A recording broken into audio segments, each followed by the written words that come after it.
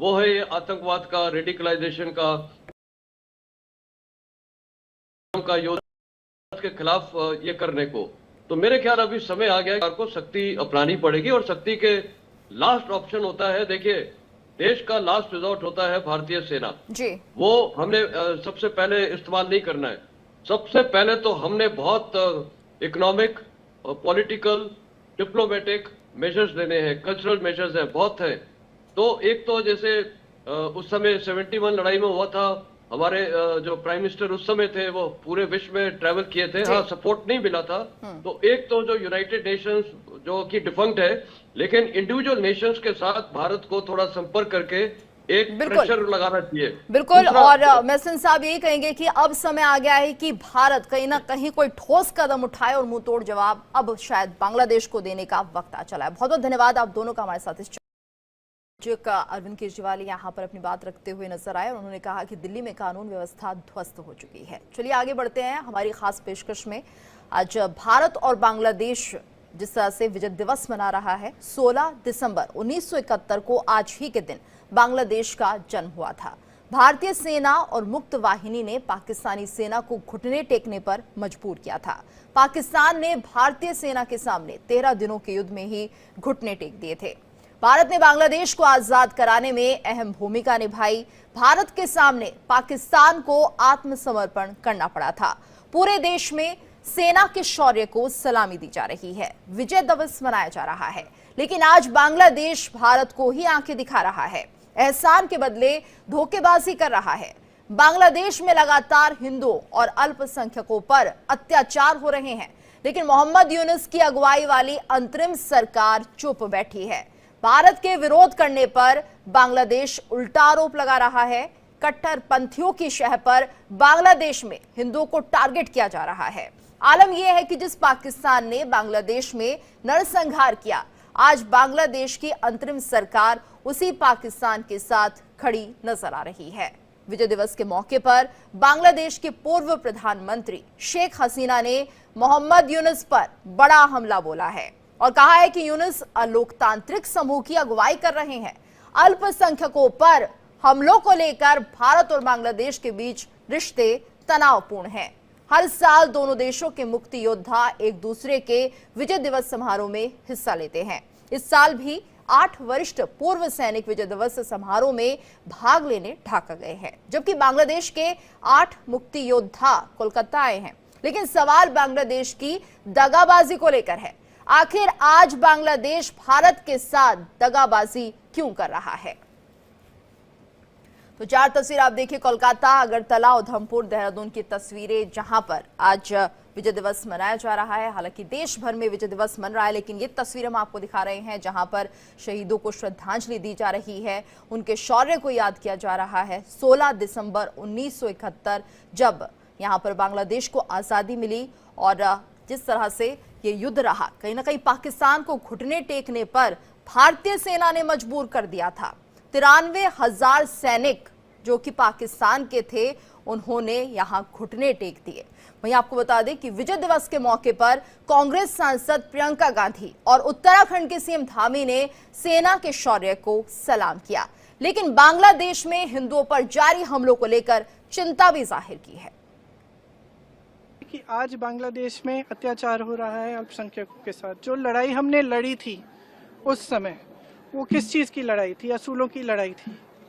लोकतंत्र का असूल, जिसके ऊपर अत्याचार हो रहा है उसके साथ उसके खिलाफ लड़ने का असूल, मतलब अत्याचार के खिलाफ लड़ने का असूल, ये असूल थे।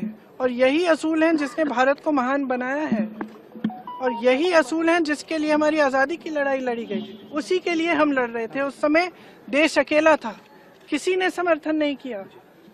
इंदिरा जी पूरे विश्व में घूमी कि कुछ करिए, रोकिए इस अत्याचार को। कोई खड़ा नहीं हुआ, हमारा देश खड़ा हुआ। इंदिरा जी खड़ी हुई, हमारी सेना खड़ी हुई, हमारी जनता खड़ी हुई। और मैं इस विषय में कहना चाह रही थी कि आज भी बांग्लादेश में आज अत्याचार हो रहा है हिंदुओं के खिलाफ, ईसाइयों के खिलाफ, अल्पसंख्यकों के खिलाफ। मैं सिर्फ ये कहना चाह रही थी कि हमारी सरकार आवाज़ उठाए कि वहाँ पर बहुत ही हिंदुओं पर अत्याचार हो रहा है। उन पर हर प्रकार से कहीं मैं कहूँ कि जितनी निम्नता की हदें हो सकती हैं वो सब वहाँ पर हो रही हैं। और ये वास्तव में वो अन्याय हो रहा है वहाँ पर, इसलिए भारत की सरकार ने उनको अवगत करा दिया है। और ये प्रश्न जरूर है कि आज देश के अंदर ऐसे राजनीतिक दल जो छोटी छोटी बातों पर कैंडल मार्च निकालते थे, धरना प्रदर्शन करते थे, सारे के सारे चुप हैं। निश्चित रूप से इनकी चुप्पी देश के लोग भली भांति समझ रहे हैं। और इस वक्त हमारे साथ खास मेहमान जुड़ चुके हैं। मेजर जनरल रिटायर्ड संजय मेस्टन जी हमारे साथ जुड़े हुए हैं, साथ ही मेजर जनरल रिटायर्ड AK सिवाज जी भी हमारे साथ बने हुए हैं। आप दोनों का बहुत बहुत स्वागत है इंडिया डेली पर। और जिस तरह से आज भारत विजय दिवस मना रहा है, साथ ही विजय दिवस बांग्लादेश के लिए भी है। आजाद हुआ था बांग्लादेश पाकिस्तान के चंगुल से, मेस्टन जी, लेकिन शायद बांग्लादेश अब उस एहसान को भूल चुका है। बिल्कुल, पहली बात, आज तमाम भारतवासियों को विजय दिवस की मुबारक हो। और मेरे ख्याल भारतीय सेना ने 13 दिन के अंदर, आज की मॉडर्न वॉरफेयर में 13 दिन में जो लाइटनिंग स्ट्राइक किया था जी, वो मेरे ख्याल मिसाल है पूरे विश्व में। और अभी भी हाल में हम इतने सारे युद्ध देख रहे हैं, लंबे लंबे युद्ध चल रहे हैं, लेकिन भारतीय सेना ने 13 दिन में एक देश खड़ा कर दिया था। और वही अभी आपका सवाल है कि वही देश आज मेरे ख्याल भारत के खिलाफ खड़ा हो रहा है। मेरे ख्याल वो देश तो भारत के खिलाफ खड़ा नहीं हो रहा है, क्योंकि हिस्ट्री को वो भूल नहीं सकता है।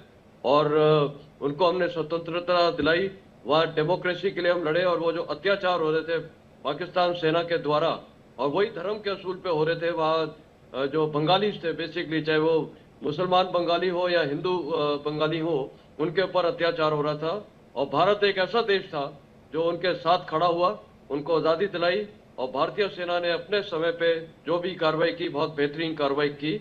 और आज पूरा बांग्लादेश में वही सब कुछ वही रिपीट हो रहा है, और रिपीट करने वाला भी वही है, वही पाकिस्तान की सेना, पाकिस्तान की ISI। इत्तेफाक से हालात ये हो गए हैं कि वहां के फिर कुछ रेडिकल एलिमेंट्स इसमें शामिल हो रहे हैं बांग्लादेश के, वो अपने देश को ही डुबाना चाहते हैं। और आज मेरे ख्याल वक्त आ गया है कि भारतीय सरकार को काफी सख्त कठोर कदम उठाने चाहिए, बांग्लादेश को स्ट्रांग मैसेज देना चाहिए। नहीं तो हमारे बॉर्डर्स पे अगर ये रेडिकल एलिमेंट्स घूमेंगे और इंस्टेबिलिटी आएगी, तो ये हमारे देश के लिए हानिकारक है, और खासकर नॉर्थ ईस्ट में, क्योंकि ये आपको पता है हमारी एक वल्नरेबिलिटी है सिलीगुड़ी कॉरिडोर, और साथ में जो नॉर्थ ईस्ट का इलाका है, ये मणिपुर में भी जो हो रहा है, और ये पूरा बांग्लादेश हमारे साथ जितने भी वो बॉर्डरिंग स्टेट्स हैं, तो स्थिति खराब हो सकती है। तो फिर वही मेरे को लगता है कि वही लोग रिपीट कर रहे हैं, वही पाकिस्तान रिपीट करवा रहा है, वही रेडिकल एलिमेंट बांग्लादेश में पैदा हो चुके हैं, जमायत इस्लामी वगैरह। अब फैसला है भारत सरकार को, मेरे ख्याल सोचना पड़ेगा कि कुछ कठोर शायद कदम उठाना पड़ेगा। बिल्कुल, भारत को सोचना पड़ेगा कि इन सब के खिलाफ कुछ एक्शन लिया जाए। सिवाज जी, क्योंकि जिस तरह से हमने देखा 1971 का युद्ध इतना आसान नहीं था, तकरीबन 4000 हमारे सैनिक शहीद हो गए थे, 9851 घायल हो गए थे। ऐसे में क्या माना जाए, इतनी बड़ी जो कुर्बानी हमारे देश के सैनिकों ने दी, और आज बांग्लादेश जिस तरह से हिंदुओं पर ही अत्याचार कर रहा है, शायद वो उस समय को भूल गया है। हाँ गीतू, बिल्कुल बहुत बड़ी विडंबना है जिस देश ने एक देश को आज़ादी दिलाई हो और जेनोसाइड करी थी पाकिस्तान की आर्मी उस समय। सच्चाई यह है कम से कम 5 लाख औरतों के साथ रेप हुआ, 20 से 30 लाख के लोग मारे गए, और करीब करीब 1 से 1.5 करोड़ जो लोग थे वो पलायन कर गए थे भारत में। उस समय बांग्लादेश के साथ कोई नहीं खड़ा हुआ था। जो ईस्ट पाकिस्तान था उस समय भारत ही था, एक ऐसा देश जो कि इसके बनस्पत के अमेरिका ने 7वां बेड़ा अपना अरेबियन सी में ले आया था। भारत ने 13 दिन के अंदर एक ऐसा माहौल पैदा करके दिया वर्ल्ड के अंदर कि हमने एक लाइटनिंग स्ट्राइक की बांग्लादेश में, और 13 दिन के अंदर हमने एक नया देश बना दिया। और ये सच्चाई है कि इसके अंदर अगर हम भारत की फौज वहां नहीं जाती तो पाकिस्तान इस विद्रोह को कुचल देता, और कुचल देता आयरन हैंड से, और वहां पर जेनोसाइड जो हुआ और उससे भी ज्यादा बड़ा होना था अगर भारत की फौज नहीं जाती। और ये सच्चाई है कि भारत चाहता था कि वहां पर एक डेमोक्रेसी आए, अनफॉर्चुनेटली 1975 में जब शेख मुजीबर रहमान को मारा गया, उसके बाद जो भी पावर आती रही, कहीं ना कहीं डेमोक्रेटिक सिस्टम वहां पर स्टेबलाइज नहीं हुआ। ये लास्ट 15 साल मैं कहूंगा कि जिसमें शेख हसीना का रूल था, वो एक गोल्डन पीरियड था बांग्लादेश के लिए, जहां डेमोक्रेसी ने बहुत अच्छा किया, टेक्सटाइल इंडस्ट्री उनकी बहुत अच्छा चल रही थी, उनकी इकोनॉमी बहुत अच्छा कर रही थी। और यही नहीं, ऐसा लगता था कि बांग्लादेश कुछ अलग ही देश बन गया है, अपने नेबरों के भारत जैसी टक्कर पे था। उसकी किसी टाइम में पर कैपिटा इनकम भी भारत से ज्यादा होगी थी। मगर अनफॉर्चुनेटली जो हुआ 5 अगस्त को, एक इलेक्टेड गवर्नमेंट को गिराना, ये डीप स्टेट अमेरिका का हाथ है, पाकिस्तान की ISI का हाथ है अनफॉर्चुनेटली। और आज रेडिकलाइजेशन जो चल रहा है बांग्लादेश में, वो बहुत बड़ा निंदा करने वाला है, जिसमें जमात इस्लामी, बांग्लादेश मुजाहिदीन, और इससे डायरेक्ट इंपैक्ट होगा भारत की सिक्योरिटी पे। जो बात ये समझ नहीं पाई है, जो वीजा हैं पाकिस्तान से आने वाले वो भी रिलैक्स कर दिए। इसका मतलब जो आतंकवादी टाइप हैं वो भी बांग्लादेश में आके भारत में आ सकते हैं। और मैं बात सहमत हूं कि नॉर्थ ईस्ट के अंदर अगर शांति आई थी तो उसके अंदर शेख हसीना का भी बहुत बड़ा रोल था, क्योंकि मैंने वहां बटालियन कमांड की है, स्पेशली असम के अंदर डुबरी इलाके में और अपना कोकराझार बुकाई में। वहां पर जो नॉर्थ ईस्ट के जो मिलिटेंट्स थे, चाहे वो उल्फा थे या आपके NDFB थे या NSCN-IM और खपलांग था, उनकी बेसिस को चिटागोंग से जो शेख हसीना की गवर्नमेंट था उसने बंद कराए। वो जो आतंकवादी थे उनको पकड़ के भारत के हवाला किया, और नॉर्थ ईस्ट के अंदर जो शांति आई वो काबिले तारीफ थी। अब क्या होगा, देखो सच्चाई ये है, 3-4 चीजें हो रही हैं। एक तो वहां पर जो माइनॉरिटीज हैं इंक्लूडिंग हिंदूज, उनके ऊपर जुल्म ढाया जा रहा है, उनको मारा जा रहा है, उनकी प्रॉपर्टी को एक पर जब्त किया जा रहा है। दूसरा, रेडिकलाइजेशन बहुत जोरों से चला है। तीसरा, वो पाकिस्तान के नजदीक जाता जा रहा है। और जो चौथा है, जो हमें डर है कि कहीं ना कहीं चीन और पाकिस्तान इस वैक्यूम का फायदा उठाएगा, अमेरिका भी इसका फायदा उठा सकता है, और यह भारत की सिक्योरिटी के बरखिलाफ है। और इसलिए जिस प्रकार से बांग्लादेश के अंदर जो कार्रवाई हो रही है, भारत को थोड़ा सा सख्त रूप अपनाना पड़ेगा। बिल्कुल, ये बहुत जरूरी हो गया है कि भारत को अब सख्ती दिखानी चाहिए। महसिन साहब जी, और हमारे पास इकोनॉमिक है, बिल्कुल जीतू, मैं ये कह रहा हूं, भारत के पास ये नहीं है कि भारत को अंदर जाना है। भारत ने इकोनॉमिकली भारत के ऊपर बांग्लादेश बहुत डिपेंडेंट है। सप्लाई चेन भारत से जाती हैं, भारत से पावर जाती है, वहां पर कनेक्टिविटी है।